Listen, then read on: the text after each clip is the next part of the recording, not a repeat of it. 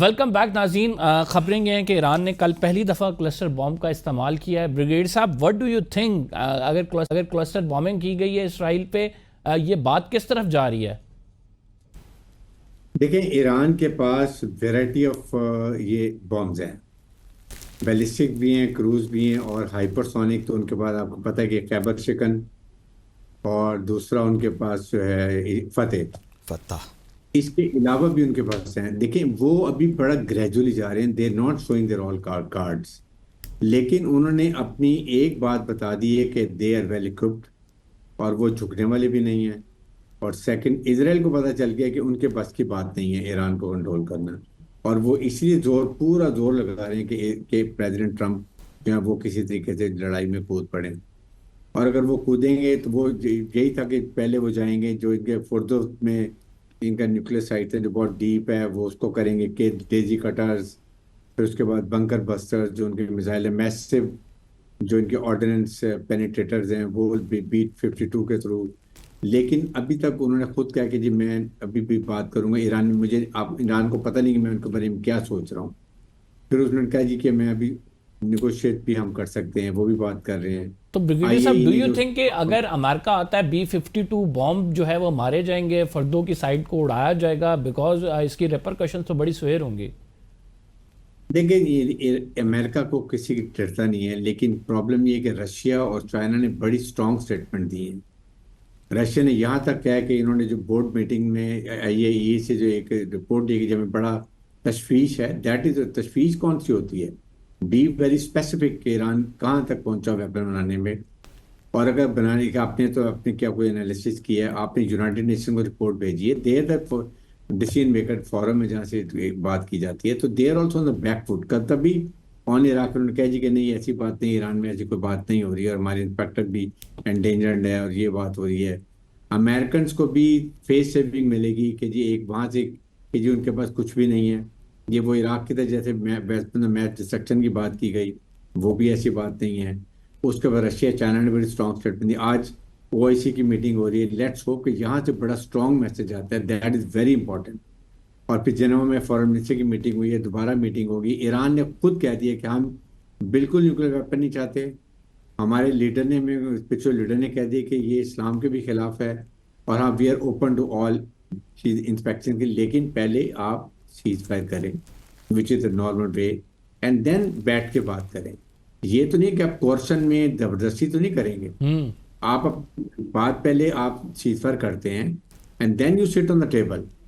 آپ لڑائی بھی کریں اور نقصان بھی پہنچائے، اس کے بعد ٹیبل ہو، تو ایسے بات نہیں ہوتی ہے. سو جو اگریسر ہے وہ تو ایکسیپٹ کریں کہ اگریسر ہے، یہی فارن منسٹر نے بات کی ہے.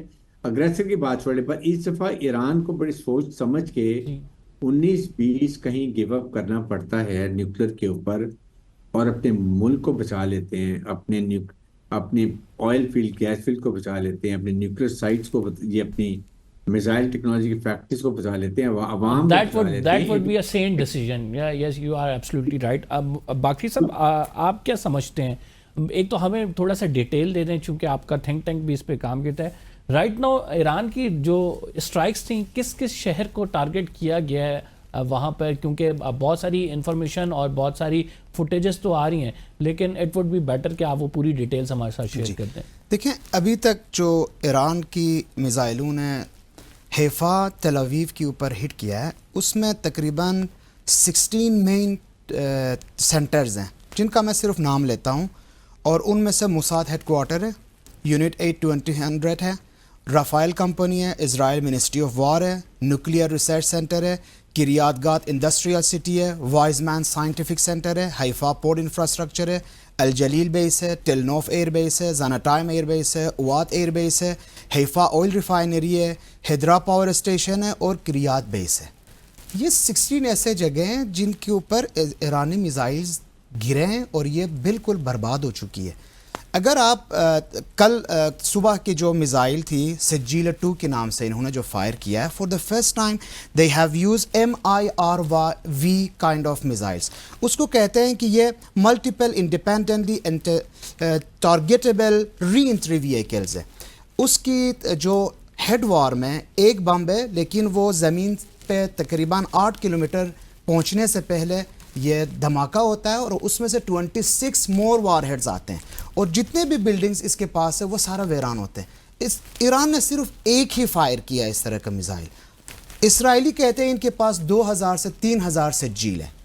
تو آپ یہ دیکھ لیں کہ یہ جو میزائل استعمال کر رہے ہیں پر ڈے 30-35 میزائل سینڈ کر رہے ہیں, یہ اکثر ان کا میزائل دوسرے اور تیسرے درجے کا میزائل ہے اور وہ صرف اس لیے فائر کرتے ہیں تاکہ جو اسرائیل کے انٹرسیپٹرز ہیں وہ آگے ان دوسرے اور تیسرے نسل کے ساتھ انوالو ہو اور ان کی سجیل میزائل جو لیٹسٹ ماڈل میزائل ہے وہ حیفا یا جہاں پہ ان کی پریسیجن گائیڈڈ ٹارگٹس ہے اس کے اوپر گرے. تو یہ جو تباہی اسرائیل کے اوپر بریگیڈیئر صاحب بالکل صحیح فرما رہے ہیں. اسرائیل تو ابھی فل فلیگ یا شاید میں یہ بھی کہہ سکتا ہوں کہ فالس فلیگ آپریشن کر کے کسی نہ کسی طرح امریکہ کو اس جنگ میں گھسیٹنے کی کوشش کر رہا ہے, کیونکہ اس کے بغیر تو امپاسبل ہے کہ وہ ایرانی میزائل کو انٹرسیپٹ کریں. آپ سمجھتے ہیں OIC کا اجلاس جو ہے یہ بڑا ابھی رائٹ نو اس سے اسٹیٹمنٹ آئے گی, بڑی معنی خیز ہوگی اور جو ہے اس سے بڑا اثر پڑے گا؟ بریگیڈیئر صاحب جیسے بات کریں. انفارچونیٹلی مجھے نہیں لگتا کہ اگر OIC نے کچھ کرنا تھا تو غزے میں 55,000 لوگ شہید ہو گئے, ٹھیک اس وقت کرنا چاہیے تھا.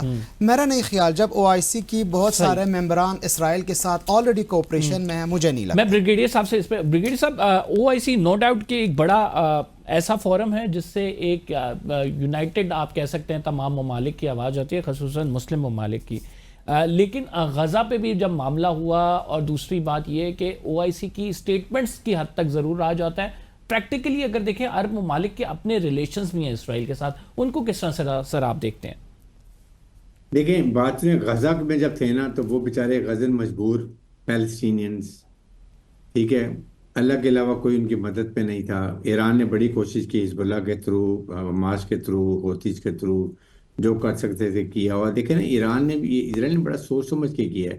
اس نے پہلے حزب اللہ کو کمزور کیا, حماس کو کمزور کیا, ہوتیز کو کمزور کیا, سیریا میں جا کے سیریا پہ قبضہ کر لیا, جہاں سے یہ ایران اپنی پراکسیز کو سپورٹ کرتے تھے, ویپن ایمونیشن کو دیتے تھے, وہاں بلاک لگا دیا. لیکن ایران کے لیے ان سب کو پتہ ہے کہ اگر آج ایران جاتا ہے تو کل ان سب کی باری آنی ہے.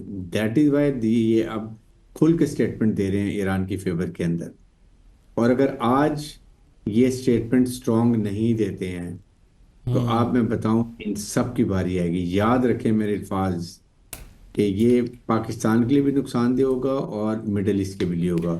یہ سمجھ رہے ہیں چھتر مرغ کی طرح ریت پہ سر دے دیا کہ جی ہمیں کوئی ہم بچ جائیں گے. یہ سب جائے گی گریٹر اسرائیل میں, ان کو پتہ نہیں کہ کون کون شامل ہے.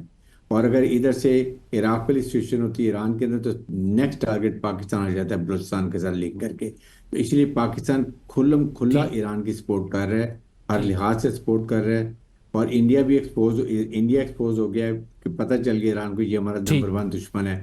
تو یہ اب میرے خیال میں اب دیکھنا یہ کہ یہ 3-4 دن بڑے کروشل ہیں کہ ہاؤ تھنگ سیٹل ان 4 دنوں میں کیا ہوتا ہے. بہت شکریہ بریگیڈیئر صاحب آپ کا, باقی صاحب آپ کا بھی. ناظرین پروگرام کا ٹائم ختم ہونے کے لیے اتنا ہی, کم بے زیادتی کو اجازت دیجیے. اگلے پروگرام میں آپ سے ملاقات ہوگی. اللہ نے کے بعد.